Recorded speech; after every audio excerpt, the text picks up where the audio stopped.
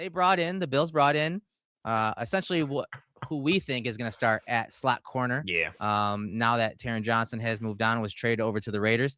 So talk about Alford and what he brings to the Bills. And again, it's a little different than what we're used to, especially at the slot position. Yeah, even just from the type of like corner that he is predominantly a slot corner, 1,711 career snaps in the slot, only 230 out wide, but he has shown the ability to function a bit on the outside Pretty good when too, yeah, in yeah, those limited snaps. yeah, when needed to be, like, especially this past year for Atlanta, they had some injuries at corner, and really aside from AJ Terrell, like that outside corner spot has been wonky for them for years. Yeah. But yeah, watching him battle a little bit with Tet McMillan for Carolina, who's got him on size and frame, but is a good route runner, battling with some speed guys. It's nice to see that he can function a little bit out there in a pinch or maybe in certain looks.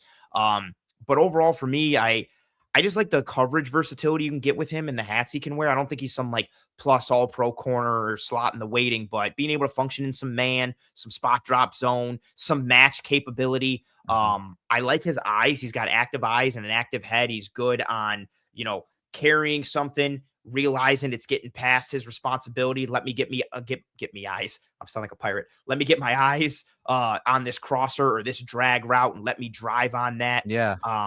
And so I think that shows up pretty regularly. A guy that I think he's quicker than he is fast. I don't think he's like a burst or a twitch guy, but he's got some good foot speed. And I think you see that reflected in the short areas. He's a willing tackler. I wouldn't say it's a strength. He's 5'11", 175, 180. He's looking to pick the ankle or throw the shoulder. He's got a 15.6% career miss rate, but he's a willing tackler, which I think is fine. And yeah, I think this also signals we knew they weren't going to play as much nickel as Sean McDermott did, but I think he's more of a true sub-package nickel, indicating that they're going to use nickel in more of a true sub-package way instead of, nickel is base and all the jokes. But I think he was a fine addition, a necessary addition. He gives you stability and consistency at that nickel spot. And we'll kind of see what he can do from a coverage standpoint. And I think there are some pluses to his game. I agree. I think he's quick. He's got really quick feet. They're reactive. I say he's got sticky feet. His change of direction is very good. When he puts his foot in the turf, boom, he's going. High IQ. You talked about them being that match defender. Whether he, it's zone that turns to a man, or hey, they're in man match where, hey, based on this route depth, or that route depth, I'm going to be, going into man coverage or dropping into a zone. Mentally tough match defender. And what I mean by that is, there's some big plays on 3rd and 4th downs that he was communicating, that he was making plays on, making impact plays. And you see him, constantly communicating. We'll watch a clip. I think it was against the Colts. Yes, where he's the outside corner. Yes. They brought Downs across, and he immediately knew. You could tell we saw this on film. Calling it out. What they were running, and that they were going to run a switch or a banjo and switch between the receivers. Yeah. I like the quick feet, and I think it aids him in a lot of those deep crossers. He's got the speed to read, oh, this is a deep over route, or this is a deep in-breaking route. I need to open up and show my fluidity because I might not have that long speed, but you see him play faster long-wise because he can process where that route is going. Yes, a smaller frame, which can lead to some struggles with some physical receivers, those bigger receivers, and making plays at the catch point, having just enough, just out of reach of being able to get his hands on the ball at the catch point, because his arms appear to be on the shorter end. Especially on some of these in-breakers that we'll see. But there's a bunch of clips I want to get to, so I don't want to, jibber jabber too much. I want to get to some of this film here. Let's talk about that closing speed. We're talking man or zone. So you see him to the top of the screen. They're trying to disguise it. You see the safety kind of stacked over the top of him. And as the ball snap, you see him open up, get his eyes on the quarterback. He sees that the crosser's coming right here. And as Brissett checks it down, look at the click and close from depth to bring down the tight end there. That's something you see a ton on film, whether he's in man or zone, his ability to close that gap. Oh, they're checking it down, in that 5-yard range or that 10-yard range. I need to get from my area, my zone, to the ball. You see him click and close and do that really, really well. Yeah, and I think that ties into probably my favorite thing about him, which is like how active he is with his eyes and his head. Like you can see him processing what's happening in front of him. If there's nothing happening in front of him, he's going to get his eyes to seeing what's coming behind. Exactly like him being able to, it'll say the Gresham's not there. He'll be able. That's not Jermaine Gresham, man. He's crazy old. That's how 85, old 84 for the Cardinals. It That's does. wild, I mean, it crossed my mind, Gresham. It did right? cross my mind though too. Thank you. That makes me feel better. Elijah Higgins, Yeah, 84, I believe. Yeah, if former he receiver. wasn't Yeah, there, like, yeah, if he's not there, I trust Alford to kind of get his eyes to McBride and carry him, yep. but he's spacing both of Very good those as zone you spacing, right? highlighted there. Yeah, Yeah, like he's there. He's planted right there on the 44. If this ball tries to go over his head, he's in position to maybe get underneath and make a play on McBride. He sees that it's going underneath. He reads the trajectory of the quarterback's shoulders and makes the play underneath.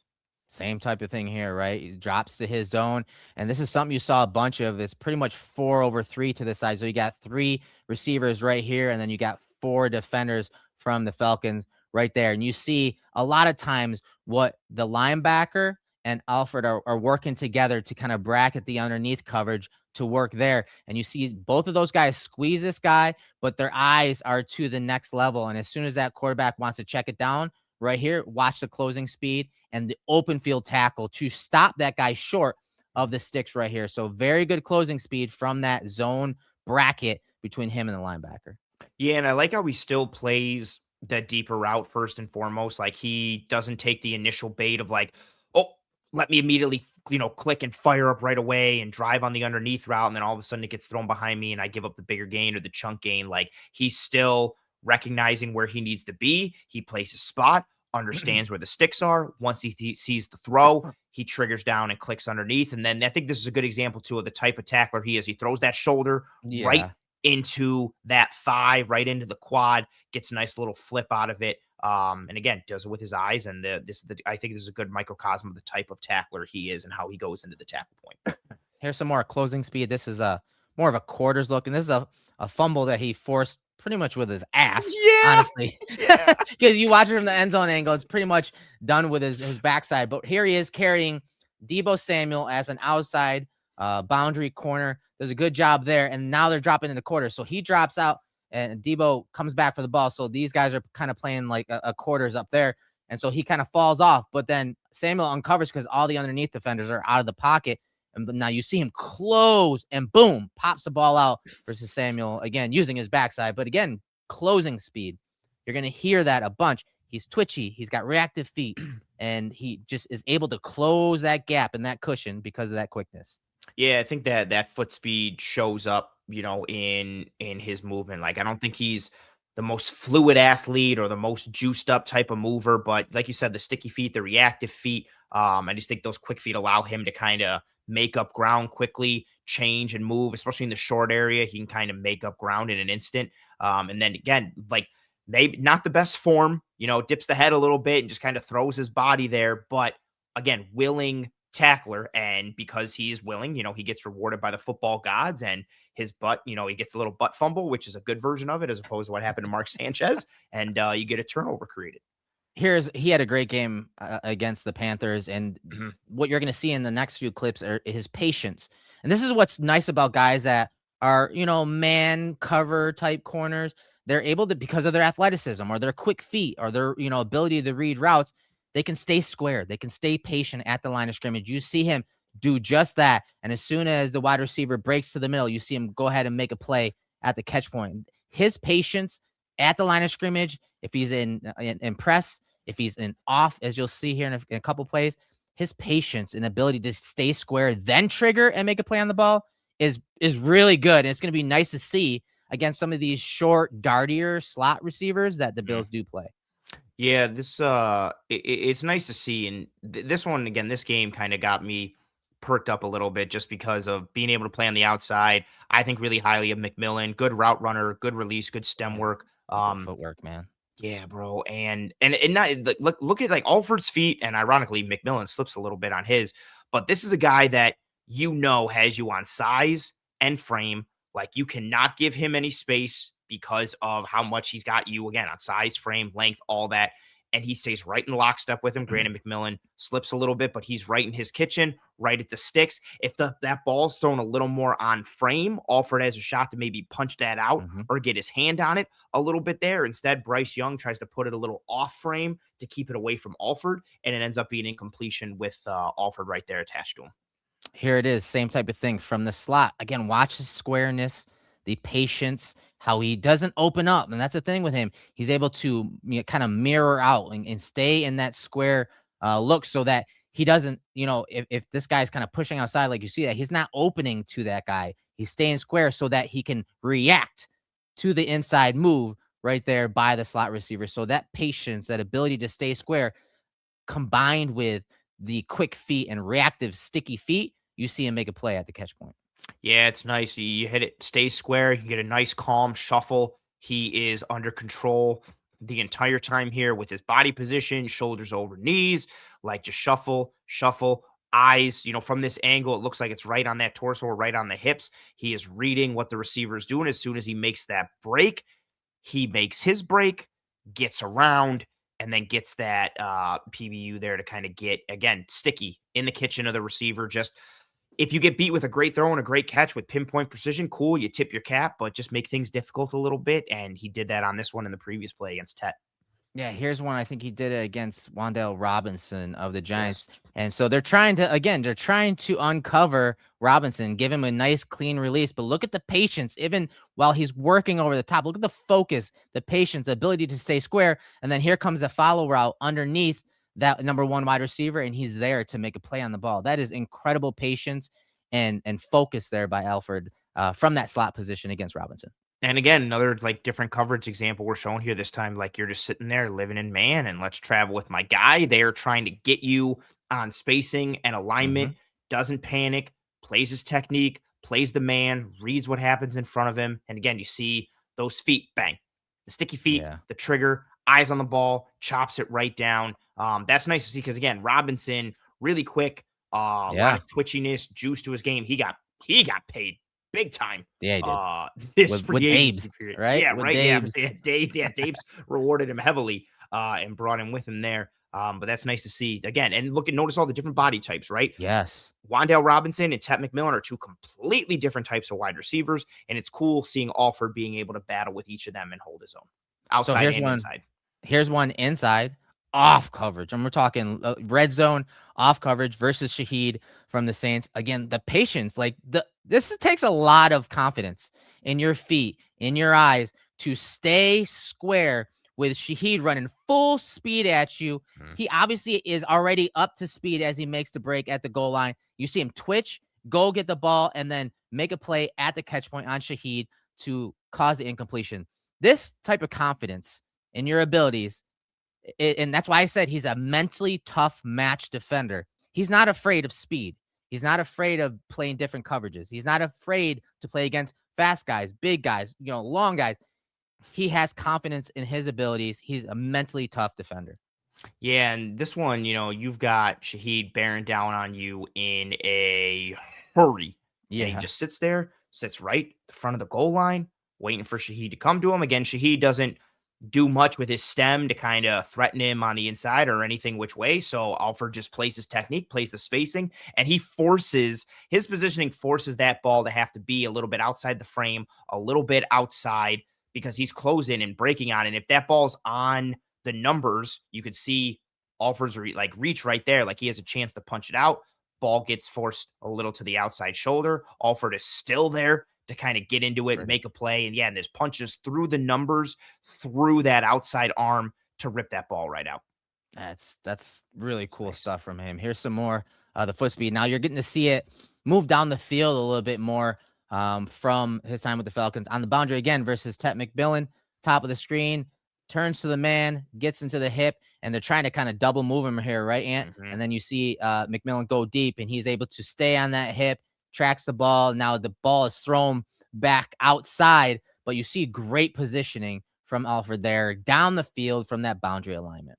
Yeah, this was one again that this game, but especially this rep, really perked me up a little bit. He follows Tet the entire way here on this double move, and we've seen Tet kill guys with the double moves. Like he understands pacing and stem work and all that. And look at Alford's eyes; they're right on the hip. He's watching him the entire way. He understands he has leverage help on the inside with Jesse Bates, the safety number 3. So he stays on that outside hip, stays in his pocket. And I like how he gets his eyes back and sees the throw coming from Bryce Young here right there. He peeks back. He knows that throw is coming. He sees Tet look back. He looks back. If he can get his head around fast enough, he has a chance at interception, but Yeah. this ball has to get thrown like that and ends up being incompletion because of where Alford is and his positioning. Oh, yeah, this one shows it. Like, he gets his eyes on it. He sees the throw is coming. He gets eyes back on Tet, plays the man, helps force that incompletion. Yeah, just good stuff down the field there. That foot speed again. Here's one against Atwell, bottom of the screen, where he turns and runs with Atwell. Obviously, running a deep corner route. You see him get into that pocket, compete, and then right there at the catch point with the speedster Tutu Atwell of the Rams down the field, showing off that foot speed once again, sticking as close and in phase as he's able to do, all by himself essentially because he's got no help there Mhm. down the field. Yeah, this one was nice too. Again, Atwell can 1000% fly. And so seeing Alford be able to stay with him again, he's not some, long speed burner, but between his eyes and his feet, he can stay with some guys downfield. And damn, even with that being incomplete, that's such a crazy throw from Matt Yeah, Stafford. Like, Stafford that's still sucks. right there. Unreal. Yeah, It's ridiculous. unreal. Yeah, I think this was the last couple, like one of the last couple throws in this game in the fourth quarter where the Rams were down and Stafford almost completed two ridiculous throws, and that was one of them. But that's great coverage by Alford. That's an amazing throw from Stafford. But again, Stafford has to put it in the perfect spot because of where Alford is in relation to Atwell. Here's one with him matching our boy Lad right here in Mhm. the slot. You see him take him vertical, get inside leverage. Obviously, man coverage. They're all essentially playing with inside leverage, and so they don't want him to get across the face. They don't want this receiver to get to the middle of the field. They're trying to take away the middle of the field in this too high look. And you see McConkey do a good job of getting across the face, but look at the fluidity, the ability to disrupt, and then get back up to speed and make a play on the ball against Lad. Very, very good work there. And Lad's calling for the flag there, but I love the play here on third down by Alford there again in a high impact situation against a very talented wide receiver. Alford trusted his abilities once again. Yeah, and I like his Lad breaks inside on this one. Again, Alford's trying to, reroute himself or reroute Lad because he's like, uh-oh, he broke inside. He crossed my face. What do I do? And he's able to get the hands around the hips and slingshot himself around to the front, which we see happen all the time in football. But he does it enough to the point where he can regain some positioning, but he doesn't do it to the point where he straight pulls down Lad or he's grabbing Jersey where he makes it egregious. He puts the onus on the refs to, if they're going to make a call, he makes it close. And he doesn't, yeah, he's not getting overly grabby. He doesn't get too Right. egregious here. He just tries to reshift himself a little bit, gain some better position, and be able to do that. Again, it speaks to the part that you mentioned, that confidence to be able to do all of that in a high leverage situation in the blink of an eye when you can feel like, uh-oh, I'm starting to lose this rep a little bit and be able to figure out a way back and compete is nice to see. Here's one. Same type of thing. Deep crosser, some of that speed to get into the hip, but also make a play on the ball. This was just ridiculous at the catch point, way down the field by Alford. There, you'll see it from the end zone angle. It's pretty amazing athleticism. The roll out there by May, throwback, and then just watch him make a play on the ball up over the top. Gets back in phase, and then he has the ability to Mhm. jump up still to get his hand on the ball there to cause incompletion.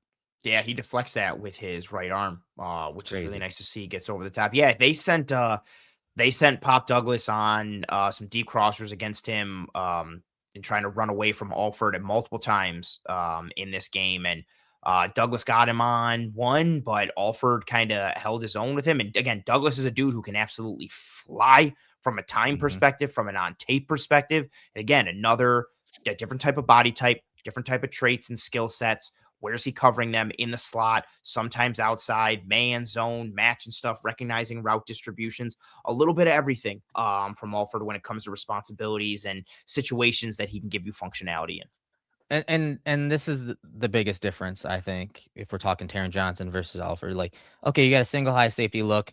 One way is to, beat these with deep crossers, as good as Taron Johnson has been and even was, especially if we're talking down the field last year. These are the type of plays where Taron's probably not sticking with Pop Douglas on this play, but you could see the foot speed and read and angle by Alfred allows him to stay in the Hmm. play there. So very, very good work there by him. Yeah, Here's one. That's a good point real quick. Like we loved Taryn for years. Taryn, I think that's a tough play for him to make downfield against somebody like Yes. that, to the point that you probably aren't going to want to even call that coverage because you don't want to get him one-on-one with Pop on that deep post or And crosser. here you talked about it. There are some times where you're going to have some of these inbreakers that create the separation. So right here, same type of thing, but you see Pops kind of flatten the route here, and that creates a separation. So I like when he's got to run these deep, with these deep crossers this way away from the post safety. But what you're going to see is there's some separation when he runs, or these guys run kind of more of a flatter route across the field. They are able to snap it off on this like wave concept where we have, double crossers and then like a post.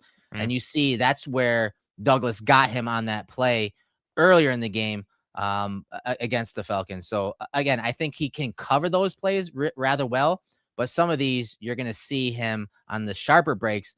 They're going to create some separation. Here's one against the Bucks where This is nice. receiver a very nice route, sells it with his eyes and snaps it back out to the boundary. But once again, he's right there Good against the coverage. wide receiver. It's very good coverage, Yeah. but as you'll see from the end zone angle, again, that length, the lack thereof, it's just enough to get past Alford on that play. Yeah, there's minimal separation here. Great throw and precision from Baker Mayfield. But yeah, this is it. And I have it in my notes too. That small frame will limit him at the tackle and catch points. And you see it on this one. This is, a tip your cap, like good route, but you stayed with him a little bit, hand on that hip a little bit, stab it, attach, ride a little bit, and he's just slightly late for the punch, but kind of close anyway. But it's the length that gets him. But again, that's if that throw is maybe off by another couple inches, he's maybe able to get a finger on it or something. But great throw, and yeah, you see that length kind of limiting him a little bit, though. Overall, good coverage against a really good route runner. Here's against Mike Evans in the slot right here where they're matching the coverage here. You see him take outside leverage, and Evans gets up into the seam, and the safeties are squeezing the number 3 right here. So he ends up on his own, but he stays in the passing lane to make a play on the ball to break it up, and Evans is not able to score. Yeah, this is he's had a couple nice plays against the Bucks over the past couple of years, and being able to, again, against another body type, right? This time with size, but this time operating from in the slot, and Evan stabs inside.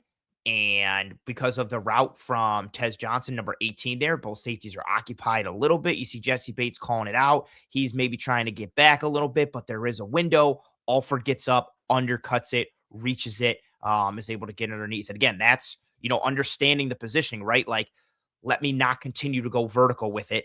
I understand my positioning in this moment. Let me cut underneath it. And he cuts underneath it, which is the right play, and then makes the play. Here's another crosser. And this is what I was talking about, high IQ and his ability to read routes at the snap when there's motion and understand that, okay, this guy's coming across here. It's so that he can run this crosser, and he and the corner are able to switch off, and he immediately matches it, gets into the pocket, and is there at the catch point on the backside of this play. Very smart play and great read by Alfred on this play. Yeah, he had a couple nice plays in this game against the Jets from this past season. That ability to kind of just stay on top of these over routes in whatever form or fashion, underneath, intermediate, and being able to just stay in phase. He's attached. His eyes are on the QB. He gets over, and quarterback tries to throw this ball. Shout out to Rod Taylor. He tries to put this out in front of his man a little bit because of where Alford is, and it's too far, and we get an incompletion. Yeah, good stuff there. And then, of course, against the Bills, he's able to get the interception on Josh. Once again, kind of playing with outside leverage, reading. And what the Falcons like to do is they'll drop this backside safety down. And as soon as they get a crosser here, usually what Alfred is going to do is kind of fall off, and this safety is going to rob it and pretty much pick it off. Well, Alfred, you see him right here playing outside leverage. He jumps it. Gets the inside shoulder, and is able to pick the ball off, which luckily he did, because I don't think this safety is going to make a play on the ball. This linebacker is kind of out of the picture. And so Alfred does a good job of reading this route and then taking that line, using the quick feet and that tight line to the ball being thrown there to get the interception against the Bills. Yeah, Allen tries to pin this on Shakir more than he does throw it out in front of him. And it gives, again, Alford's already in good positioning with this route. So even if he tries to Allen tries to lead Shakir a little bit, he still has a chance, or a good chance actually, to kind of make a play on the ball. But it's a little bit behind Shakir slash right on him, because Alford was already in positioning with his eyes on the quarterback. He takes a beeline straight angle right to it, undercuts it, cuts it off, and is right there for the interception. That was a nice play. Yeah, that was a really nice play. And so I think I got a couple more from the Bucks game, of course. Yeah, this is Uh, a nice interception. yeah, this is a nice one. So again, they're kind of playing, they're disguising this coverage again. You see the safety here kind of disguising this. And then you see Alfred go ahead and they're just playing quarters right here. So he's just reading the quarterback here, and he sees that the bender routes here, he lets him go. He's reading the quarterback's eyes, and they're trying to hit Mike Evans outside. So he just gets out and gets under it, which he's supposed to in this coverage, and he makes the interception. Yeah, I like how on his initial stem, he's reading the route from the slot. So he moves out. I like how he forces Godwin, the slot receiver there, to widen with him, go That's around technique. him. That's textbook. You can see both Yes. guys in the slots. You're supposed to take speed off of those routes. You make them go around you, not enter the seam with speed. That is textbook right there. We're talking quarters coverage. 1000%. Don't give them that access. Make them have to, lose that speed, go around you. He does. And now he's watching Baker's shoulders and his eyes. And you see him kind of take that angle to the sideline, like, okay, kind of figuring out where the throw is going in that spot. But then he changes his direction midair. Like, he takes the angle with his feet, but then jumps and kind of rolls back. He almost kind of like robots a little bit midair to kind of make that interception. That's a really nice athletic play. His eyes get him there. His technique gets him there, but then he's able to kind of contort in midair a little bit after getting to the spot and getting underneath, which was a really nice play. And then this is that one. Yeah, this is my favorite. This is one you were talking about earlier, where he gives that immediate communication to 33 and makes a really nice play. This is on a 4th and 2. Oh, there you go. Yeah.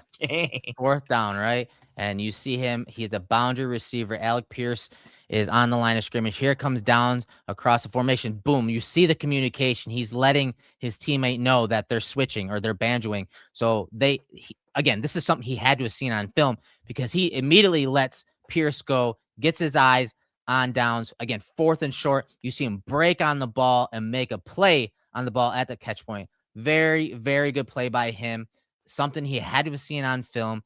High IQ, communication, and then again, the confidence and the ability to trust what he sees and use his abilities, his physical abilities, to get to the ball and make a play on the ball.